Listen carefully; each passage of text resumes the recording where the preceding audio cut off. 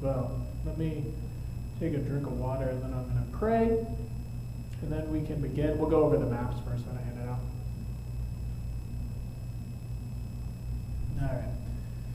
Dear Lord, thank you for this day. Thank you for this time that we're able to come here, that we're able to learn about your word. I just ask that we gain knowledge and wisdom, Lord. Help us to apply what we're learning and help us to understand fully what is being taught here tonight, and that what is being taught is what you want us to understand, Lord. In Jesus' name, amen. Amen. All right, so the first map that I gave you guys is this one. The Old Testament world is the first one. So in this one, this is just a broad map of what the Old Testament world would have looked like. You can see where Egypt is, Canaan, Syria, Asia Minor, Armenia, Chaldea, which is just southeast of Mesopotamia in the middle. Mesopotamia is in the middle. Just below that, in Chaldea, you can see Babylon and also Ur. Ur is where Abraham is from, and Babylon, of course, I think you guys know Babylon. So Abraham probably traveled up Ur through the Euphrates River and probably came up to Haran. That's probably what happened, or maybe the Tigris. He may have gone up that way. And Haran is where he stayed for a while until his father died. And then he travels across the river down into Canaan. And also, when you see just below Haran, Padan Aram, that is in a very big part of the story in Jacob that we're about to learn today, because he's in that area. That is this map, and so that's just a helpful general view of it. The second map I handed out is called the Table of Nations, which is Genesis 10. It's going to look like this one. And it has a bunch of names, because this tells you where Ham, Shem, and Japheth ended up, if you follow. So Ham, of course, is down in what we would call Africa, as well as some in the Canaan region, because Canaan was one of Ham's sons. Shem is also in like the Saudi Arabia region, as well as some in Canaan as well. Japheth is more India, and then I think he's also the one that goes up around into Europe, if I'm not mistaken. I could be wrong on that one though. But this is really helpful because you can see also where the people would have landed. So like Mitzrayim, and then in parentheses says Egypt. So we know that's Egypt, and so we know where they were. We know that Cush in biblical times was actually more in probably where Sudan is now, and not actually where Ethiopia is. It happens later. So that's also really helpful as well. You can see where Sheba is, which is, I think, where Yemen is now. So like the Queen of Sheba could have come from that area, if Sheba was still, if that was still where it was at the time. So you can see this, and that's helpful as well. And then the last one that I handed out is Canaan during the time of the Patriarchs. And this is just a more close-up picture of the map of Canaan and where all the cities are and things like that. Cities that would be important, of course, would be Bethel. Shechem is in the story as well. Penuel is also a big part of the story. Mount Moriah, just south of Salem, just northwest of the Dead Sea, or I guess at the top part of the Dead Sea on the left side. Also a big part, because that's where Abraham went to sacrifice Isaac, in that area. So you can see things like that. There's even on the southeastern side of the Dead Sea where Sodom and Gomorrah could have been as well, along with Admah and Zeboim. So that's a close-up. So I hope that helps as well. Any questions about any of the maps? I do have other ones to hand out as I go along. That'll hopefully help you guys as we go through the story. So I found a good website that has a lot of them on, a lot of maps on there of, the promised land, when it's being conquered, how it changes, and certain things like that. So, all right, so today We are talking about the patriarchs again, continuing on. Last week we did Abraham and Isaac, and we ended with Isaac, of course, and how he pushes the story forward. And we also learned, of course, in his story that he has two sons, Jacob and Esau. And today we are going to learn about the third patriarch of Israel, and that would be Jacob. So Jacob is the third patriarch, and he is the one who becomes Israel. And Israel is a word that means the one who struggles or strives with God. Anytime you see in the Bible a word that ends, or a name that ends in EL, it usually comes from Elohim, the word for God. So Joel, Daniel, names like that, and of course Israel, the one who struggles with God. Now Jacob, like his father and grandfather, was a complex man who showed a great deal of faith, but was also an imperfect human. So he was faithful, but imperfect, just like all of us. Jacob was known for being deceitful and sometimes unethical, but Jacob is also considered to be one of the great, But Jacob is also considered to be a person of great faith and also spiritually wise. God was able to use Jacob, and through him, the story of mankind's redemption progresses. And through Jacob will come the person who will crush the serpent's head from Genesis 3:15. The story of Jacob, it has three stages. The first is going to be his early life, and then and this is from his birth to his travels to Laban in Padan Aram. So if you look at the map, you'll see where Padan Aram is in the first map I gave you up in Mesopotamia. It's by Haran. And then the second stage is Jacob's life in Padan Aram, and then his travel back to the land of Canaan. And then the final stage is going to be his last years, which ends in Egypt, actually. So let's talk about Jacob's early life. So Jacob was the second-born twin of Rebekah and Isaac. His older brother and twin was Esau, who became known as Edom. And the Edomites are Esau's descendants.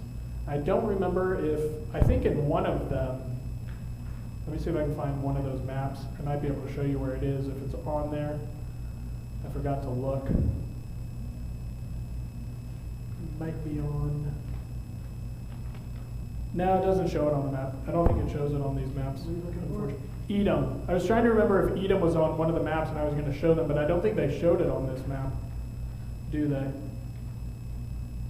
No, they don't. So Edom, if you look on the Old Testament, well, actually, you know what? I'll do this.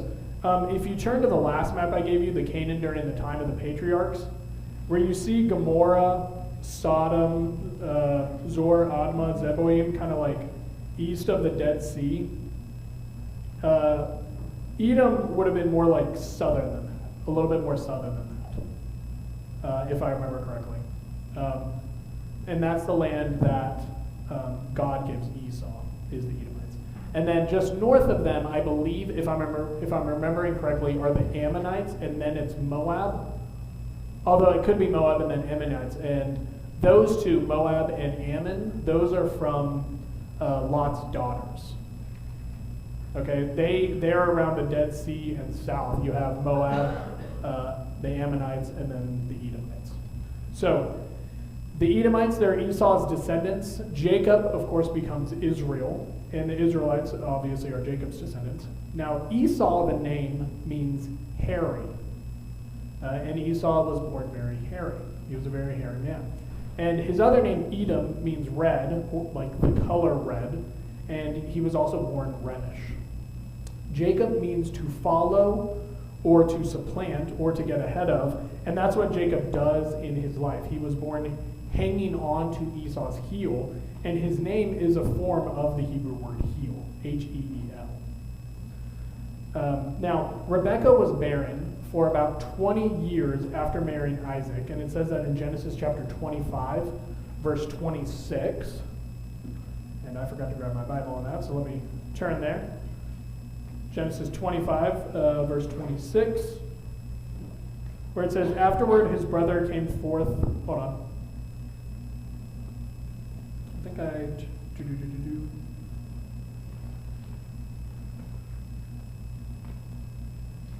Maybe that was the wrong verse. This is the verse about him. This is actually, I put the wrong verse apparently. 25:26 is the one about the heel actually. So afterward his brother came forth with his hand holding on to Esau's heel. So his name was called Jacob, and Isaac was 60 years old when she gave birth to them, which does actually tell you that it was 20 years later because they married when he was 40.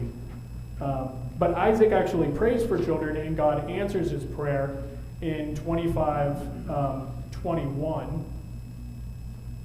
And it says, in verse 20 it says Isaac was 40 years old when he took Rebekah. All right, and then in verse 26, right, it says that he was 60. So that's how you get the 20 years. In verse 21, it says Isaac prayed to the Lord on behalf of his wife because she was barren, and the Lord answered him, and Rebekah, his wife, conceived. So I did have the right verse, but I forgot to mention verse 20. I should have put that in my notes. That way it was connected. So while Rebekah was pregnant, there was already a struggle between Jacob and Esau, and this struggle existed during their lifetime for a good while. Now, during the pregnancy, Rebekah inquired of the Lord about the struggle, and God revealed that through her two boys, two nations would come, and the older son would actually serve the younger. The younger son would be greater, and through implication, the covenant with Yahweh would go through him and not the older son. And we read this in Genesis 25, verses 22 and 23. But the children struggled together within her, and she said, "If it is so, why then am I this way?" So she went to inquire of the Lord. The Lord said to her, "Two nations are in your womb, and two peoples will be separated from your body, and the one people shall be stronger than the other, and the older shall serve the younger." Now, it's important to understand inheritance in Near Eastern culture. The older son received certain inheritance rights, including a double proportion of the material inheritance. He would also be the spiritual head and the family head. The father would bless the son on his deathbed, and we actually see this in Genesis 27 as well in Jacob's story in Genesis 49. And this was the normal custom, and it was legally binding.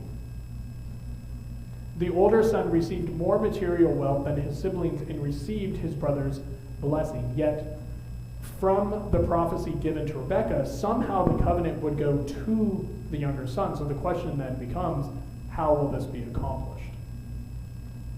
Now, Jacob and Esau were also very different people, even though that they were twins.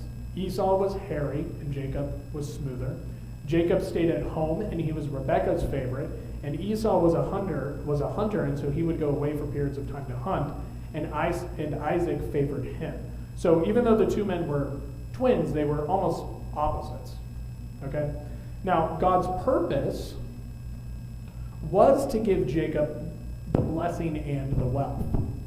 But Jacob used his own ways to obtain those privileges.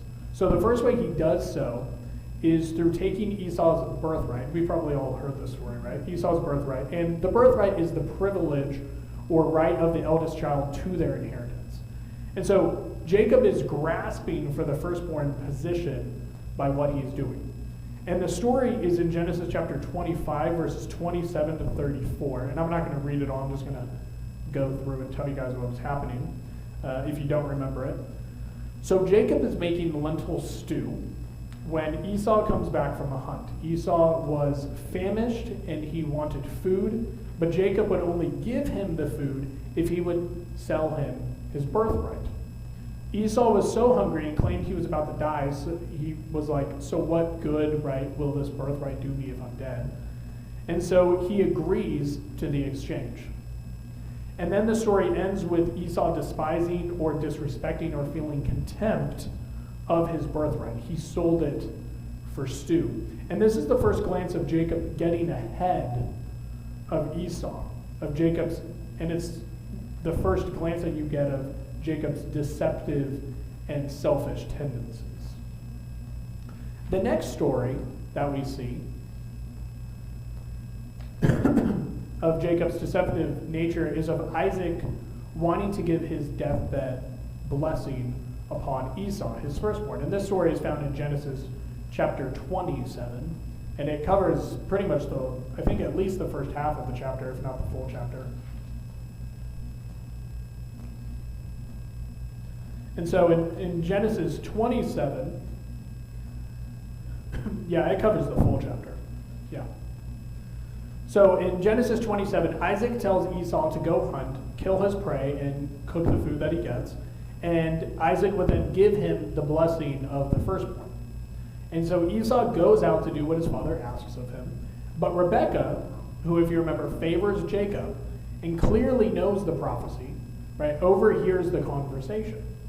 Thus, she has Jacob deceive Isaac to take the blessing himself. So she dresses him up to feel like Esau because Isaac's eyesight was not good. He was very old and his eyesight was failing. And so Isaac couldn't tell the difference between his two sons.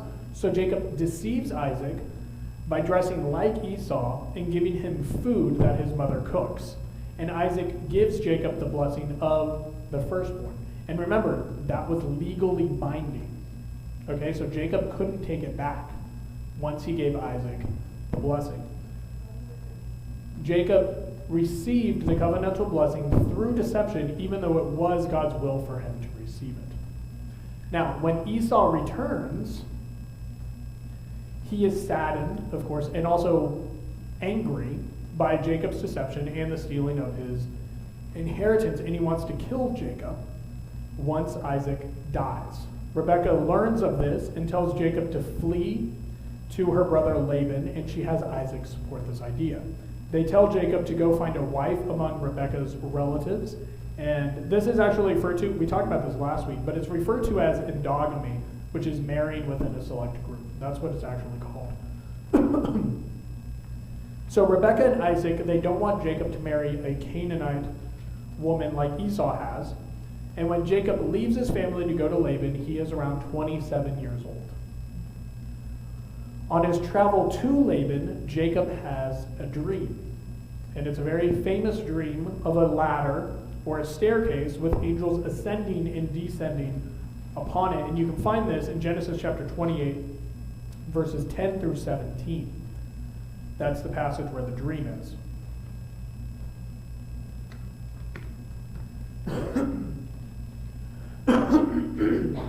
Excuse me. And so it's there that God actually promises to Jacob of his presence to him.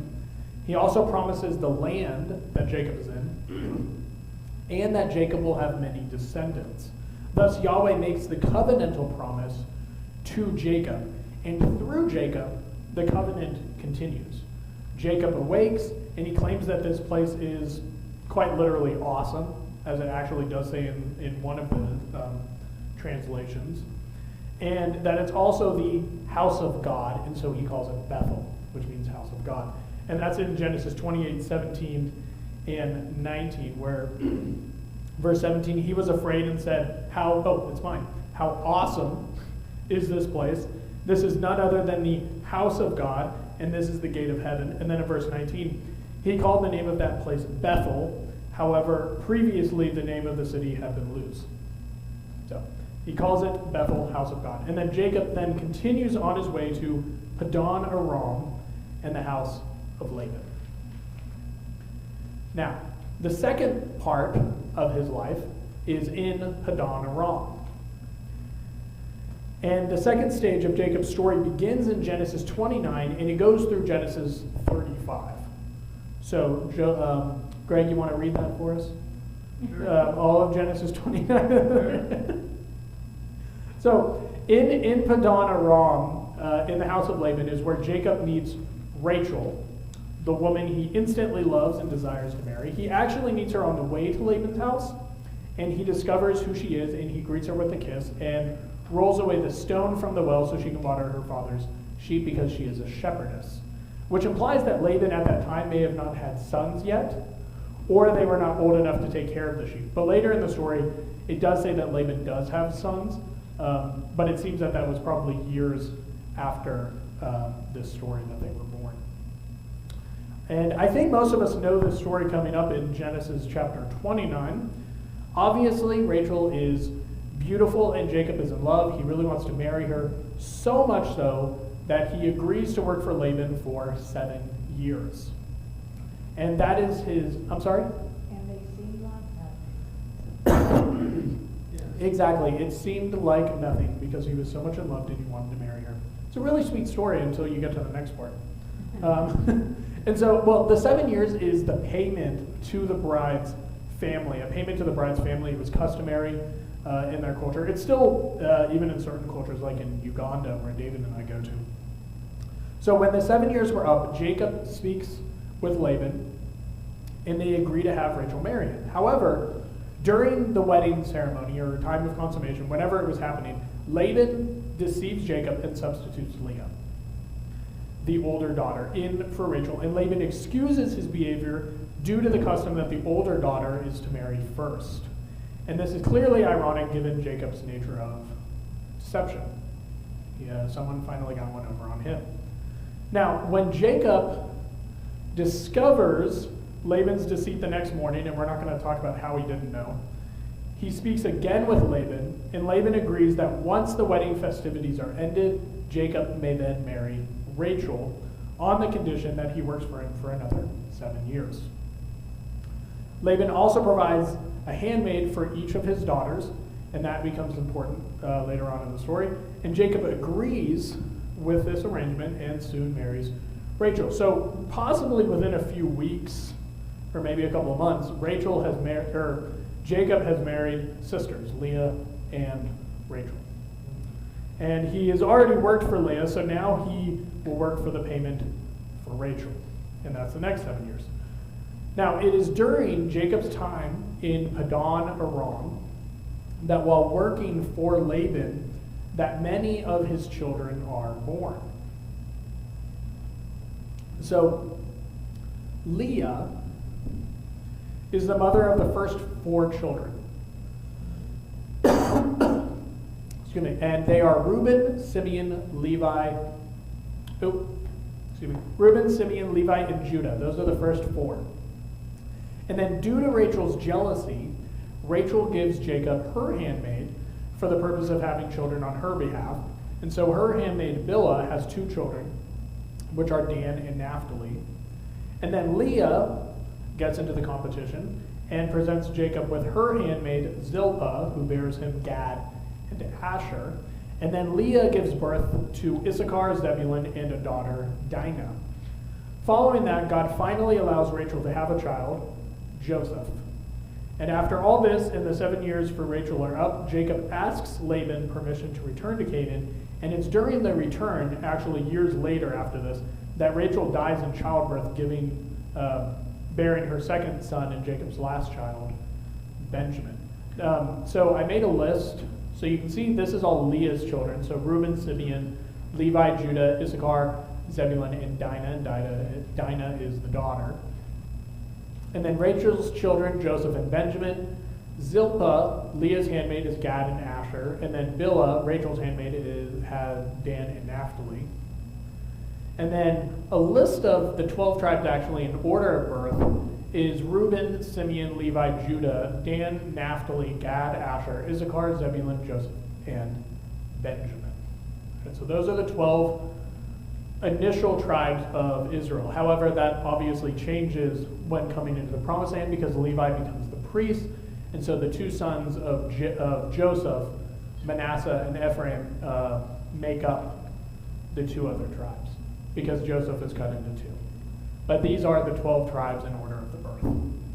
So, on to the story. So, Laban at first convinces Jacob to stay with him. Right? So after Joseph is born, 7 years are up with Rachel. Excuse me, and Jacob asks Laban if he can leave, but Laban convinces him to stay. And so during that time, Jacob was able to establish his own wealth and property. Jacob became rich during his full stay with Laban, even though Laban was deceitful in his practices with Jacob. Laban actually changed Jacob's wages 10 times, and he says this in Genesis 31:7 when he's speaking with Leah and Rachel when he's about to leave. Yet your father has cheated me and changed my wages 10 times. That's Genesis 31:7. And so Laban does that, also tries to take away his wealth, but Jacob was able to accumulate his wealth with the help of the Lord. And Jacob stays on for another 6 years with Laban. So he doesn't actually leave Padan Aram for 20 years. All right, so 14 years were payment for Leah and Rachel, and then he stayed another 6 years. And it's during that time that Jacob had a lot of children, obviously, and became very wealthy.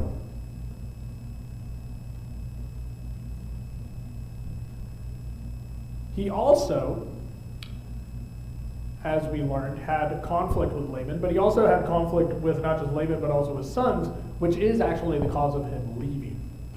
And he did it secretly with his wives' knowledge. He doesn't tell Laban. So they agree, Rachel and Leah agree to go with him and leave their father. And in Genesis 31, they leave according to the secret plan and also according to the Lord, which it shows in Genesis 31:3. Then the Lord said to Jacob, return to the land of your fathers and to your relatives, and I will be with you. So he does it secretly. He doesn't tell Laban, but it is, he is obeying the Lord through this. God also reveals himself in this passage as the God of Bethel. He does this in verse 13.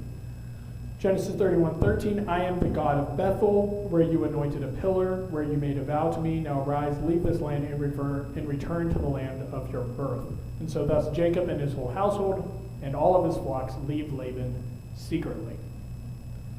However, Laban finds out, and he leaves to catch up with Jacob.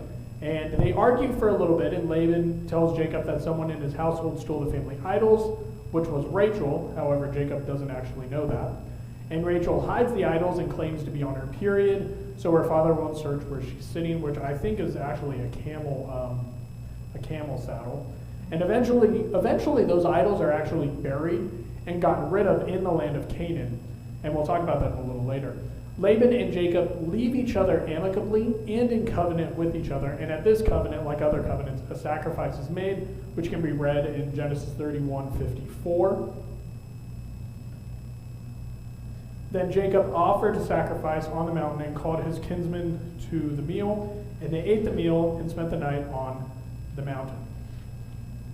So, now during his travel back to Canaan, we have another famous story of Jacob. And this is where Jacob wrestles with God, and his name is changed to Israel, which again is one who strives or struggles with God. And this story is in Genesis chapter 32, verses 24 to 32. This is where Jacob wrestles God. And so Jacob wrestles God all night, and at the end of the night, God touches Jacob in the socket of his thigh, and his thigh becomes dislocated. And we know this is God and not just an angel or mere man, as it actually does say in verse 24, it says, then Jacob was left alone, and a man wrestled with him until daybreak. But we know it's God because Jacob names the place Peniel, which means face of God. He says he has seen the face of God. And thus we know that the man was a manifestation of Jesus. And God blesses Jacob and changes his name after they wrestle. So it's not just a man and it's not just an angel, it is God. And we know that because Jacob names the place the face of God. Now, Jacob, after that time, meets up with Esau finally, and he's actually afraid at first of what Esau might do to him. However, Esau greets Jacob lovingly. The anger and the hatred is put aside. They hug like true brothers. The struggle between the two is finally ended, and the 20 years apart seems to have softened Esau's heart against Jacob. And Jacob, instead of going with Esau, decides to settle at Shechem in the land of Canaan. And he buys land there, and he sets up his household. Now, unfortunately, at Shechem, I think Shechem is on one of the maps, actually. Yeah, Shechem is on one of the maps. So at Shechem, his daughter Dinah, unfortunately, is raped by a man named Shechem. And in vengeance, Dinah's brothers Levi and Simeon deceive the men of Shechem, claiming that Dinah will marry the man if they all become circumcised. Yes? There's a controversy there because he was, the Bible calls him the most honorable man of their tribe. And if you rape a woman, then you're probably not honorable. And they also said that he treated her like a harlot. Now, normally you wouldn't rape a prostitute. Right. Unfortunately, I know that even if it does say that he is honorable of their tribe, it doesn't mean that he's honorable in God's standards, yes. And he did. Can you imagine if the most honorable person is a rapist? Yeah. But that says something about, yeah, but that says something about them, yeah. Well, I don't know where it says that he's honorable. It says that he was a prince. But it might be a King James thing, yeah. But anyway, so unfortunately, Dinah is raped. And so her brothers, Levi and Simeon, who are not just like half-brothers, they are also sons of Leah, and Dinah is a daughter of Leah. So they trick the men of Shechem to be circumcised. They say, right, if you become circumcised, then you can marry. And this tells us two things. So first it tells us that Jacob followed Abraham and Isaac's covenantal sign of circumcision. It tells us that. But also that Jacob's sons can also be like him, deceptive. So they've learned a couple of things from their father, and possibly even from Laban. So Levi and Simeon trick the men of Shechem to become circumcised and promise that the man of Shechem can marry Dinah. And while the men are recovering, I think it was on the third day, Levi and Simeon slaughter all the men for the defilement of their sister, and they also looted the city and took livestock. And this all takes place in Genesis chapter 34. In Genesis chapter 35, Jacob moves to Bethel, and before they move, the foreign idols, which if you remember, Rachel stole, right, from her father, the foreign idols are buried at the oak of Shechem. And he and his family purify themselves. And at Bethel, Jacob builds an altar. And God once again tells Jacob that his name is now Israel. And he promises the land of Canaan to Jacob again and tells him to be fruitful and multiply, and that a nation will come from him. And then from Bethel, Jacob then moves to Ephrath, which, and Ephrath was a former name of Bethlehem. And we actually get that in Genesis 35:19. It says, so Rachel died and was buried on the way to Ephrath, that is Bethlehem. And that kind of gives up the next thing. Obviously, on the way to Ephrath, Rachel gives birth to Benjamin and unfortunately dies. And in this section of the story, at the end of the chapter of 35, is also told that Isaac dies as well. So the story then moves on to Joseph, Jacob's favorite son, and moves on to Joseph in his life and how he found himself in Egypt and saved his brothers and father from famine. And we don't pick up the story of Jacob again until he is very old. Jacob is in the story of Joseph at the end, but he's no longer the main character of the narrative. It's actually Joseph, and then in Genesis 38, it's also Judah. You have the Judah and Tamar story, which becomes important because Judah and Tamar are both in the line of Jesus, and so obviously it's in Genesis as well. But we move into the last section of Jacob's life, his last years.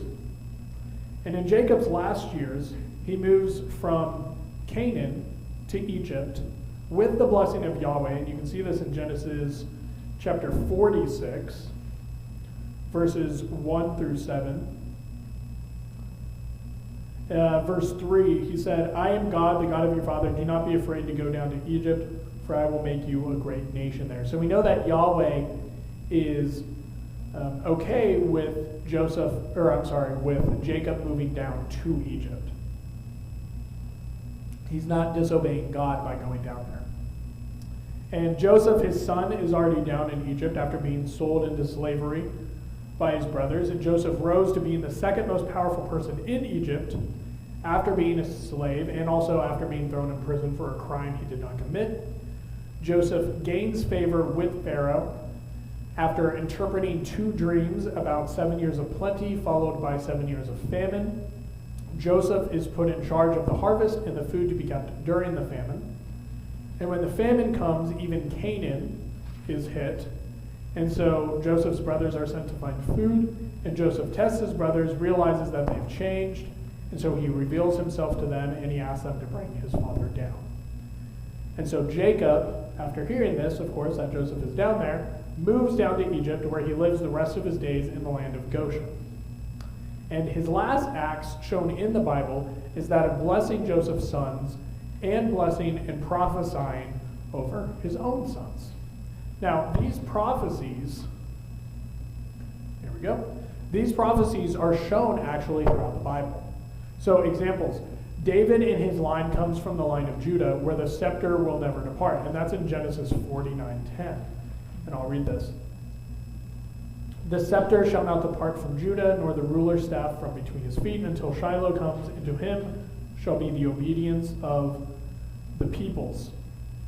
Another one, Simeon and Levi are scattered among Israel for their killing of the men in Shechem. Genesis 49:5-7. Simeon and Levi are brothers, their swords are implements of violence. Let my soul not enter into their counsel, let not my glory be united with their assembly, because in their anger they slew men, and in their self-will they lamed oxen. Cursed be their anger, for it is fierce, and their wrath, for it is cruel. I will disperse them in Jacob and scatter them in Israel. And the tribe of Levi inherits no land in Canaan, and is the priestly tribe spread out among Israel. And Simeon's land is actually engulfed by Judah's land. It's like in the middle of Judah's land, and Judah's land is all around it. And so the two tribes of brothers are actually scattered and are separated from each other. Yes? It's like the three, Reuben, Simeon, and the other one. Levi. That they lost the rights of the firstborn. Each one went down until Yeah. to Judah. Mhm. That's why the line of Christ comes through Judah. Yeah. Yes. Yeah, it actually says that. We didn't read the story, but Reuben actually, One of his women. yeah, slept with one of his women, one of his father's women. And so Reuben is not is kind of cast aside for that. And then, of course, with what Simeon and Levi did, they're also cast aside. And so Judah is kind of considered like the firstborn of some Like sons. people Yeah. A grudge about those things, and now it's payback. Yeah. In some sense, yes. But they are also prophecies that actually do come true. Right. So even Zebulun's prophecy is completed, and Zebulun is in verse 13, where it says, like, Zebulun will dwell at the seashore, and he shall be a haven for ships, and his flank shall be toward Sidon. When you connect it with Deuteronomy 33:18 and 19, you can actually see it being fulfilled. So it's really interesting because Zebulun is not actually by the sea. The land isn't by the sea. But when you connect it, when I can find the verse, Didn't it have anything to do with that Jesus talked to like Peter and stuff, the fishermen? he actually, yes. So Zebulun is where Galilee is. Zebulun is like the land of Galilee. That would be that area. So to a certain extent, yeah. 33:18 and 19, it says, of Zebulun, he said, rejoice, Zebulun, in your going forth, and Issachar in your tents. They will call peoples to the mountain. There they will offer righteous sacrifices, for they will draw out the abundance of the seas and the hidden treasures of the sand.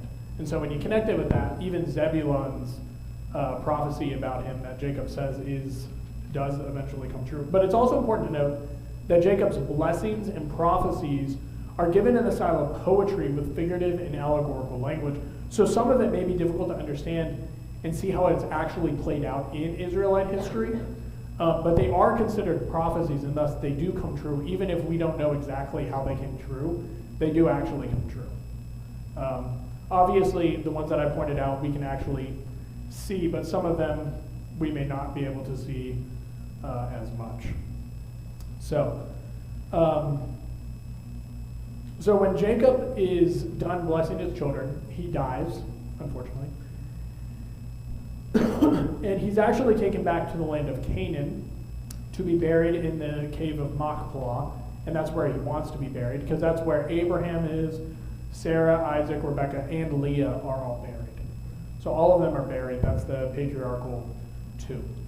So, so the book of Genesis actually ends with Jacob's descendants in Egypt, which was told to Abraham back in chapter 15. So they knew that they would go somewhere, but they weren't exactly sure where.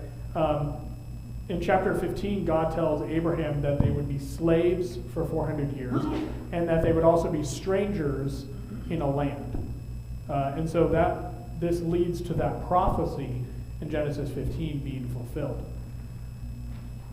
So we've covered the lives of the patriarchs, and we can actually see how God uses them to eventually bless the whole world. So through Abraham, Isaac, and Jacob, the Savior, right, who is going to crush the serpent's head, is going to come.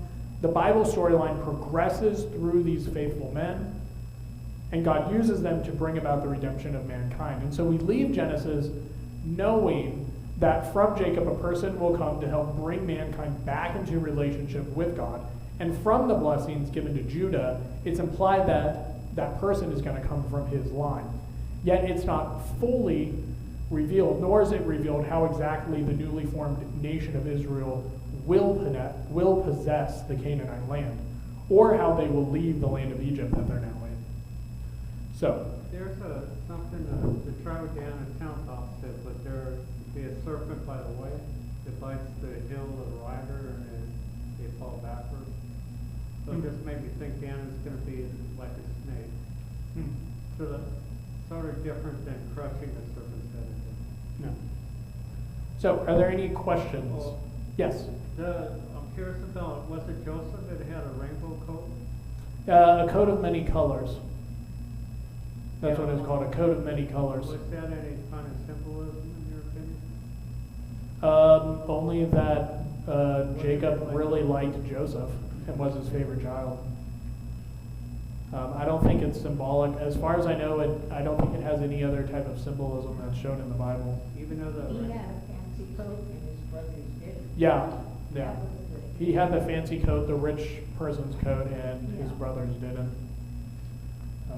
And it says a coat of many colors, so we don't actually know what colors they were. I don't think it actually says. And he was actually wearing it that day. Yeah, he was wearing. Yeah, he probably would have worn it all the time. Well, they must have loved that. Oh yeah. So, any questions? You know, this is just an observation, but with Abraham and Isaac and Jacob all, you can see the problems in their family all come from their preference for one child over another, Yeah. basically. Yeah, sometimes. Or Abraham disobeyed God initially, Yes, he and did. and having a child, he, Right. in some sense, should not have had. Although obviously God knew what was going to happen, and so. Oh, I was saying having a child he may not should have had, although God knew what was going to happen, and so. It was a lack of faith. Yeah. And so yeah, and that's where Ishmael and Ishmael, the Ishmaelites come from. And a lack of faith, Mm-hmm. we're gonna complicate everything, even if God does work Mhm. things out, there's gonna be complications involved that wouldn't have been there otherwise. Yeah. Yeah. Isn't it amazing how Moses is the one who records all of this? And how did the Lord help him gather this history? Because Moses hasn't shown up on the scene yet. Yeah. This is all pre him showing up. Yeah. And it's just remarkable, all that history.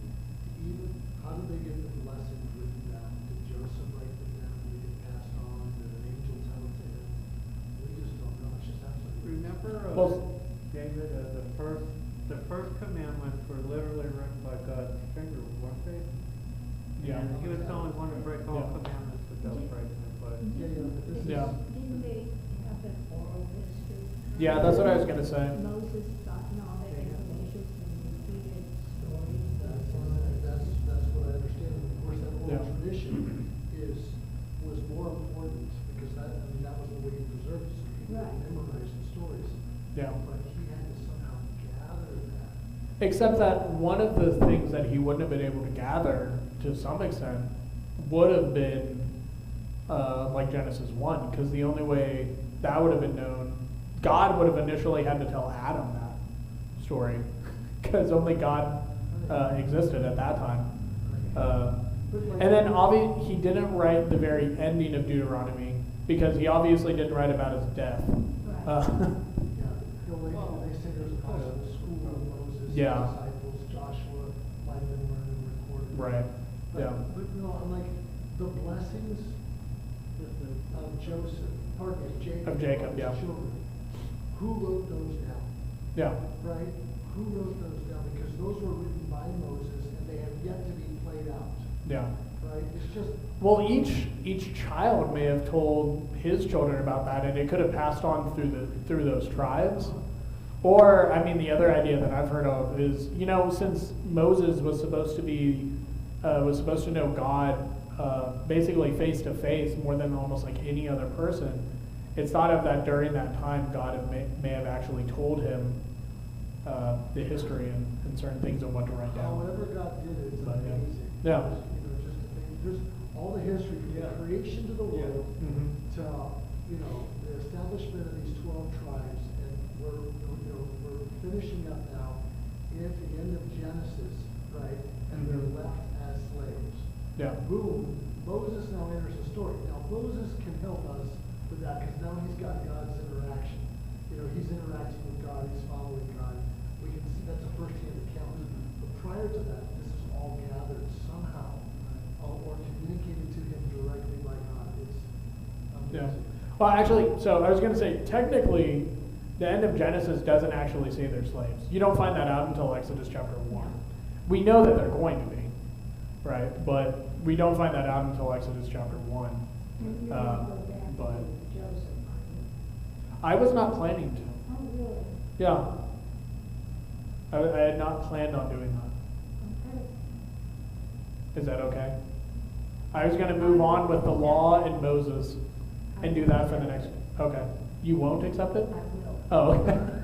I was like, I'll do it if you want me to, but I already told you a fast version of it, because it wouldn't take that much longer. So anyway, yeah. So the next couple of weeks we'll probably do the law and Moses. Probably, I would imagine at least 2 weeks, maybe longer, just because we've covered Genesis in a couple of weeks, but now the next section is really Exodus to Deuteronomy. Now, obviously, we don't need to go to every single, 610 commandments. Let's just skip Leviticus. But Leviticus is so interesting. You're probably gonna have to make it interesting, because it can be boring just to write. Well, if you read it just straight through, of course it is. That's why you have to have commentary. That way you know what's actually going on. And so, what a lot of people don't understand is that Genesis through Deuteronomy is literally the foundation for the rest of the Bible. If you don't understand, or at least try to understand Genesis through Deuteronomy, and at least have some basic understanding, you won't understand the rest of the Old Testament or the New Testament and what Jesus even was doing. It's all founded upon Genesis through Deuteronomy. And are you gonna cover the building of the tabernacle? I'll probably do that while I'm doing Moses and the law. Yeah. Good. And I'll probably, because I'm also going to talk about eventually the temple, and so with Solomon right before the divided monarchy, and so I might connect that when I do the temple. I mean, I'll probably talk about the tabernacle with Moses, but then I'll probably have it also connect with the temple later on as well. So, and the tabernacle, the idea of the tabernacle is also really important, because when you're talking about Jesus coming down on flesh, it's actually saying he's tabernacling with the people. That's the idea behind it. So even that part of understanding why Jesus came down, and even the language there, is founded back in Exodus.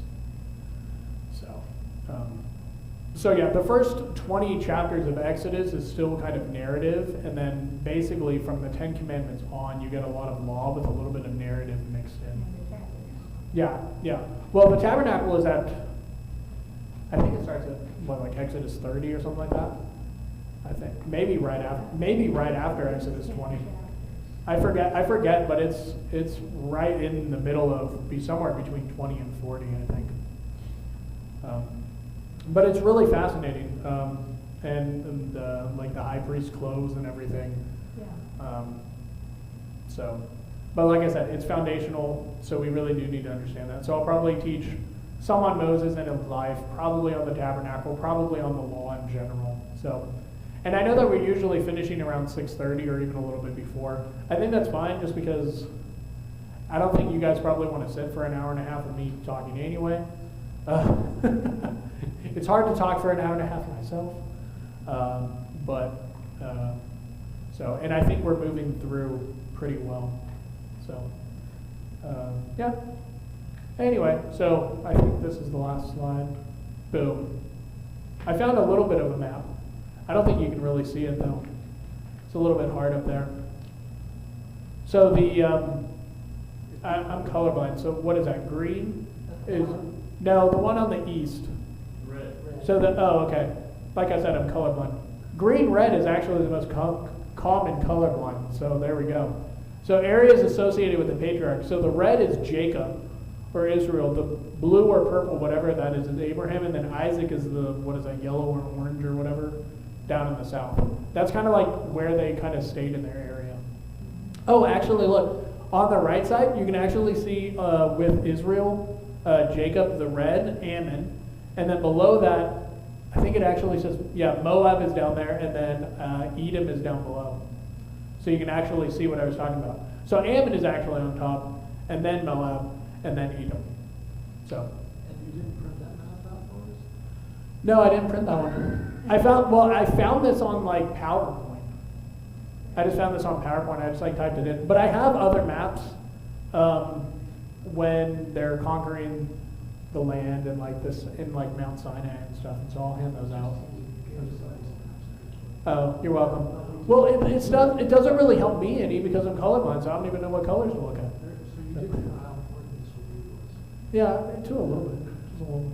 Well, Greg asked last week, and it was a really good idea. I was like, you know what, I should give out maps. Like, Well, that is helpful. That's actually really helpful. When I, listen and trying to associate, okay, where were they, And you can't always go to the back of your Bible real fast. yeah, it's just, It's harder, yeah. No, I'm a map person myself, so I get that.